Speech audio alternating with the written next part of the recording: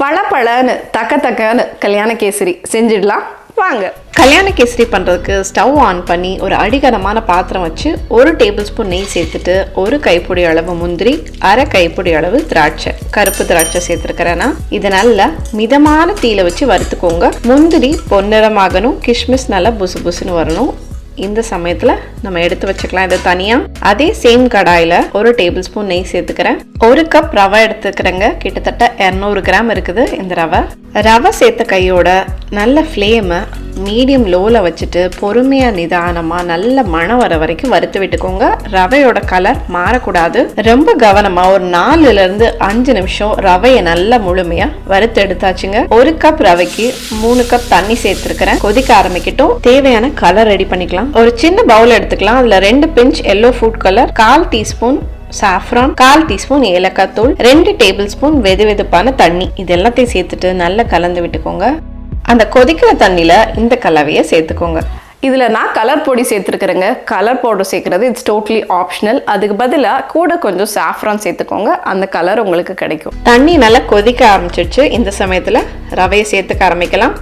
கொஞ்சம் கொஞ்சமாக 3 பேட்சஸில் ரவையை சேர்த்துக்கோங்க.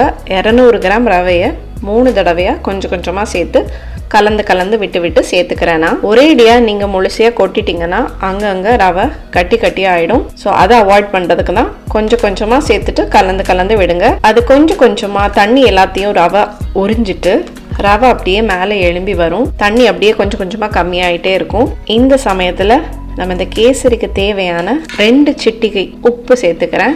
மெதுவா நல்ல மீடியம் லோ ஃப்ளேம்ல வச்சு கிளறி விட்டுக்கிட்டே இருங்க. இப்போ நம்ம ஊற்றின தண்ணி எல்லாமே கம்ப்ளீட்டா வத்தி போயிடுச்சு. ரவையும் நல்லா வெந்துடுச்சு. தண்ணி நல்லா கொதிக்க வச்சதுக்கு அப்புறம் ரவை சேர்த்துக்கோங்க. ரவை நல்லா வெந்ததுக்கு அப்புறம் சர்க்கரையை சேர்த்து கிளறி விட்டுக்கோங்க. 180 கிராம் சர்க்கரை நான் இன்னைக்கு சேர்த்துருக்கிறேன். இப்போ இந்த சூட்லேயே இதை கலந்து விட்டீங்கன்னா இந்த சர்க்கரை அந்த சூட்லேயே அப்படியே இலகி அப்படியே லூஸ் ஆகி வரும். அந்த சமயத்தில் கட்டிகள் வரும். அது நீங்கள் கிளறி விட்டீங்கன்னா அந்த கட்டிகள்லாம் உடஞ்சிடும். இந்த மாதிரி கண்டினியூஸாக கிளறி விட்டுட்டே இருங்க. மீடியம் லோலே இருக்கட்டும் ஃப்ளேம். இந்த சமயத்தில் 50 ml நெய் பாதி கடலெண்ணெய் பாதி எடுத்து வச்சிருக்கிறேன்னா அதை நான் சேர்த்துக்கிறேன். சர்க்கரையை சேர்த்து நல்லா கரைஞ்சதுக்கு அப்புறமா 50 ml நெய் சேர்த்து 4லேருந்து 5 நிமிஷம் நல்லா தம் போட்டு எடுத்துக்கோங்க மிதமான ஃப்ளேமில். ரவை கேசரி நல்லா மிருதுவாக கிடைக்கிறதுக்கு இது ஒரு முக்கியமான விஷயம். நெய் மட்டும் சேர்த்துட்டிங்கன்னா கொஞ்சம் லைட்டாக திகட்டுற மாதிரி இருக்கும். அதனால தான் கடலெண்ணையும் சேர்த்து மிக்ஸ் பண்ணியிருக்கிறேன். நெய் கடலெண்ணெய் சேர்த்த கையோட நல்லா கலந்து விட்டுக்கோங்க. நம்ம வறுத்து எடுத்த முந்திரி திராட்சையை சேர்த்துட்டு நல்லா கம்ப்ளீட்டாக சிம் பண்ணிட்டு மூடி போட்டு ஒரு 5 நிமிஷம் மூடி வச்சிடுங்க. 5 நிமிஷத்துக்கு அப்புறம் பார்த்தீங்கன்னா இப்படி இருக்கும் நம்மளோட கேசரி, கல்யாண கேசரி. வாவ், சூப்பராக ரெடி ஆயிடுச்சுங்க. பிரமாதமான ஒரு கலர், அந்த கல்யாணத்துக்கு ஏற்ற மங்களகரமான ஒரு கலர். பாருங்க அவ்வளோ சாஃப்டாக இருக்குது. கரண்டியில் கொஞ்சம் கூட ஒட்டவே இல்லை. இந்த மாதிரி தாங்க இருக்கணும். நல்ல புசு புசுன்னு இருக்கணும், சாஃப்டாக இருக்கணும், கையில் ஒட்டக்கூடாது, மிருதுவாக இருக்கணும். வாவ், சூப்பராக இருக்குல்ல. பார்க்கறதுக்கு பழன்னு தக்கன்னு இருக்கிற இந்த கல்யாண கேசரியை இப்போ டேஸ்ட் பண்ணி பார்த்துடலாம். யம்மியாக இருக்குங்க.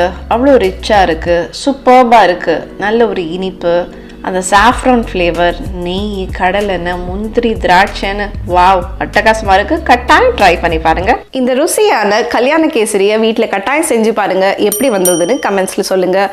மற்றொரு ரெசிபியோட அடுத்த வீடியோவில் மீண்டும் சந்திப்போம். நீங்களும் சமைக்கலாம்.